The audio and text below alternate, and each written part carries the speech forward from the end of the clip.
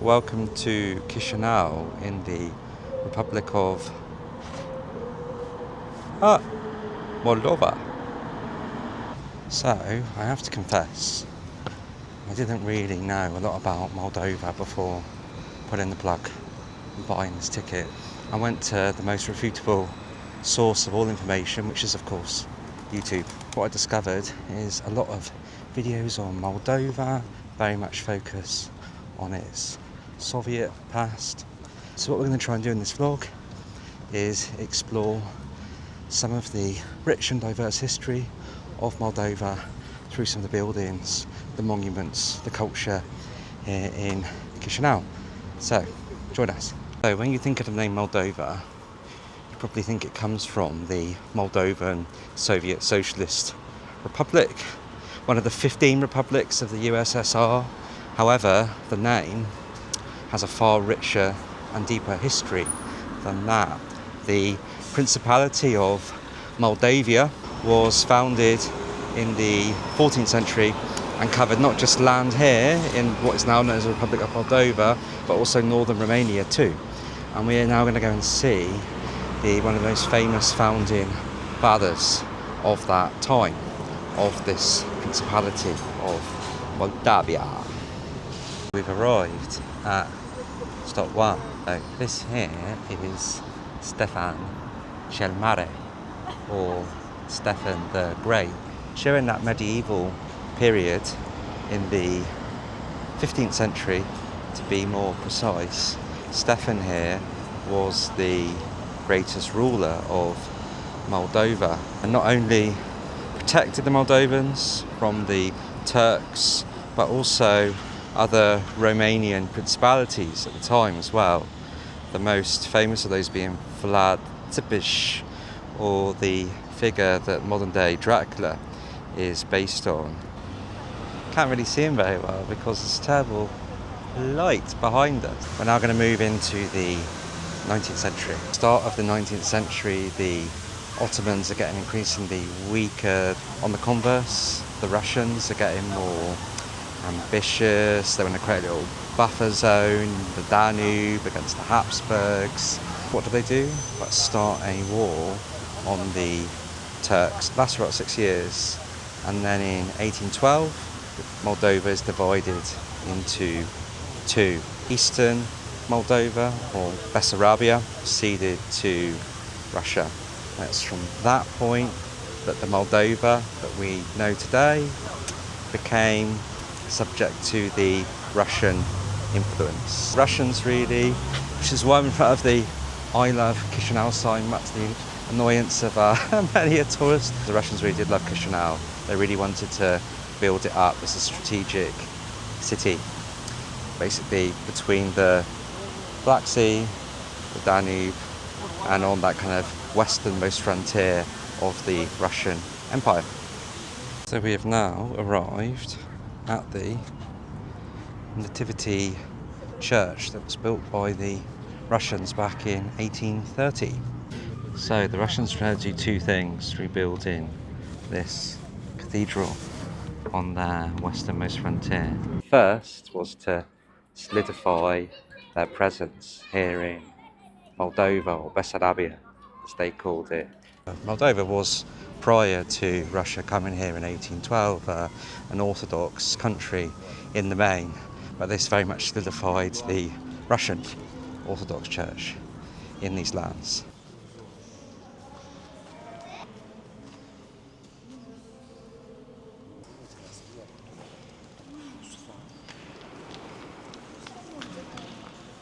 And the second thing they wanted to do, you can see from that quite impressive dome, from the columns behind me, is that this cathedral, which you'd probably more associate with Western Europe. Now that is because the Russian Empire at the time wanted to look more towards the West, more towards science, more towards enlightenment. They started building their state and religious buildings in this style. So again, very interesting that right here on what would have been the most western frontier of the Russian Empire at the time, you can see through the architectural style the direction in which Russia wanted to go at the time. So just in front of us here, we've got and Arc de Triomphe.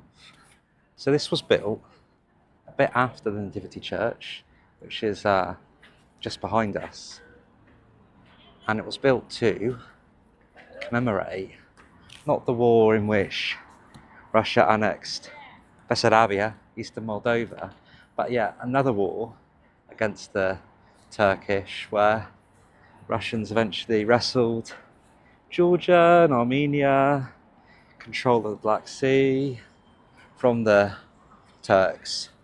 And so basically they built this little Arc de Triomphe to commemorate that. So again, another emblem of the Russian control here in Chişinău, or Chişinău, so it'd be called in Russian, but also to show as well that this part of the world was now actively commemorating and celebrating those victories of the Russians against other powers in Europe. See as well here in front of us that whilst this was so, I got this wrong, it was built in 1846 rather than 1840, but the Russians restored it in 1973, or the Soviets I should say, and it just goes to show that the Soviets were a little easier when it came to celebrating the victories of the Russian Empire than ethno-nationalists like Ştefan Mare, who we visited earlier on in our vlog. Right, let's get swinging. So, joined by first-time collaborator on the channel, Matthew. Hello. So we've seen some of the religious, the military buildings that the Russians brought here when they conquered this land. And now we're going to go to one of the houses of one of the most famous Russian emigre that arrived here in inauspicious circumstances at the start of the 19th century. So, поехали? Поехали. Let's go. So we've arrived, we think, but we don't quite know how to get in. Oh yeah. Let's go. Can you get some little bee footage, maybe of those with the flags? Oh yeah. Right.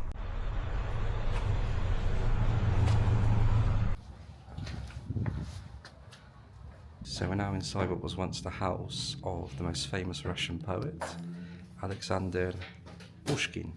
Pushkin is often considered the Shakespeare, if you will, of Russia during the time which he lived, which was the early 19th century, a time obviously of great political turmoil in Russia, with Napoleon invading lots of ideas around liberalism flowing at the time, and Pushkin was very much taken by those, and some of the poetry that he started to write contained thinly veiled criticism of the Tsar at the time. Due to that, the Tsar basically exiled Pushkin to the newly conquered Bessarabia in 1820 as a kind of soft exile. I mean, Pushkin was well loved in his time in Russia, and therefore he couldn't actually take him to trial or exile him to Siberia. He decided to say, you have to come here instead. This here is the house that Pushkin would have lived in. So you can see here his bed. This is where he would have written his poetry. В этом домике 3 месяца. 3 месяца. Потом его жил. взял генерал Инза. Видели двухэтажный домик, макет во втором зале? Потом да. он жил в том доме, но тот дом не сохранился. Генерал был друг Пушкина. Немножко не так. Император Александр I да. попросил Инзова да. следить за Пушкиным. Пушкин был в ссылке. Да, интеллект.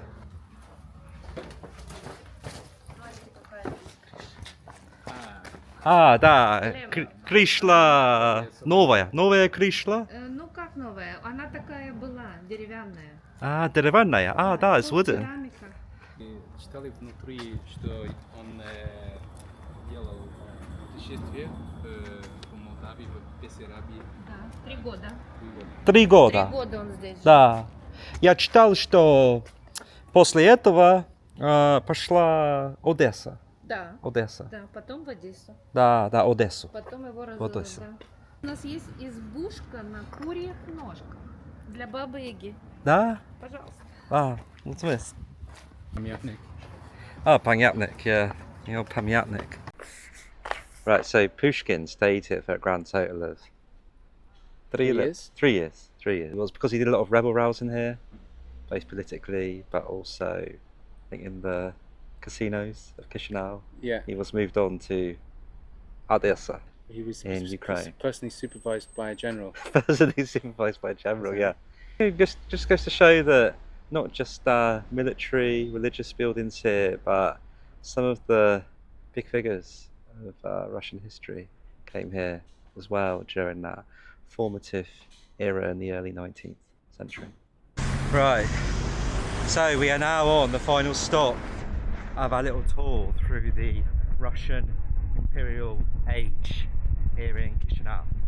So we're at the final stop of our 19th century part of this odyssey through Chişinău, An odyssey it's been. an odyssey it has been. And finally what we've arrived at is a monument very important in the city's history, which was the first water tower built right at the start of at the end of the 19th century. And this really symbolised Chişinău going from that medieval small market town with a monastery and transforming into the metropolis of Moldova that we know it to be in 2025. We're going to head inside the old water tower and see what we can find. Proper agriculture. Yeah. Ah. Yeah. Bună ziua, suntem două persoane, vă rog. Achitați Împreună, da. 60 days, please.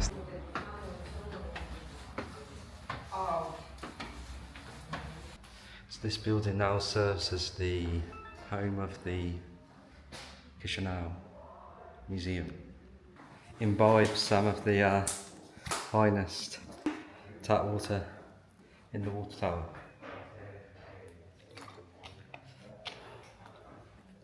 Right, Matthew, the question is, are you ready to head into the 20th century? Let's do it. We're ready. Right. Поехали. Поехали. Or shall I say, hi, Samarchi. Yeah. We're live, right, so outside of the Museum of National History of Moldova, and what's most interesting about this building that was built during the interwar period when Moldova was part of Romania is you've got here a statue of Romulus and Remus, the famous twins, the founders of Rome, sucking at the teats of their modern wolf, and beneath it you've got here in Romanian, de la Roma venim, din Dacia Traiana, a saying by Michel Eminescu, were the famous ideologues of that time. And what him and others were trying to do is basically establish that link, that continuity between the Romania that had been created after the First World War, including Moldova, and its Roman and its Dacian past. Of course, the Romanian language coming from Latin. So what was a very Russian city for just over 100 years, Chişinău, was now becoming part of that Romania Mare, that greater Romania. So, we're going to have a little look round.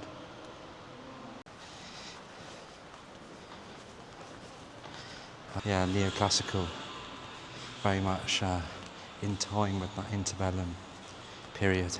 Serbia was still part of Russia. All the official documents were, of course, in Russian. When it became part of Romania in 1918, all official documents were written in Romanian. We're going to head to the final part. Moldova. Well, for now, our Moldovan Odyssey, day one. Save the best for last. Indeed. So after Moldova joined the rest of Romania in 1918, it entered a period of relative prosperity. Romanian oil was at its peak, and so as a result of that, Chişinău went through another phase of development, and we're going to see some of the buildings that have been left from that era. So, that's right. Go.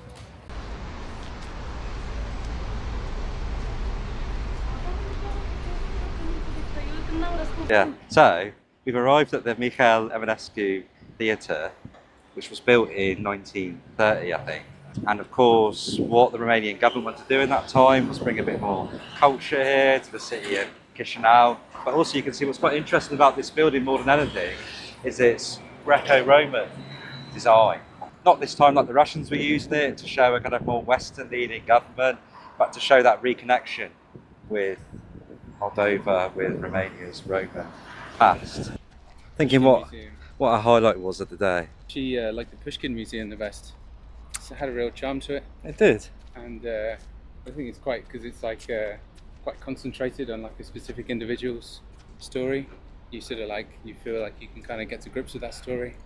And I did like the passion of the local volunteers as well. Yeah, I also enjoyed the kind of the ladies in the church criticising your failure To genuflect properly. genuflect properly. Didn't before get the that on icons. camera, did we? Yeah, and your They your didn't inappropriate clothing as well. I liked the view from the top of the water tower was lovely, spectacular. All of the stuff in the National Museum. I mean, we didn't really. You sort of moved on, but I thought the kind of ancient statuettes from like the Paleolithic period are pretty cool. You do like that Paleolithic period, if I like that sort of recall. thing, yeah. Yeah. But, very pleasant as well to just walk around the kind of surprisingly clean, tree-lined, bustling streets of Chişinău on a summer's day. Indeed, yeah, we've definitely had the weather for it. So no complaints really. There we go. Well, And the on that pizza was note, nice. sorry? And the pizza was Pizza was good, we did get the pizza. Got So a nice coffee. basically, everything that we liked, we didn't get on camera. It's the 7 total of it, yeah.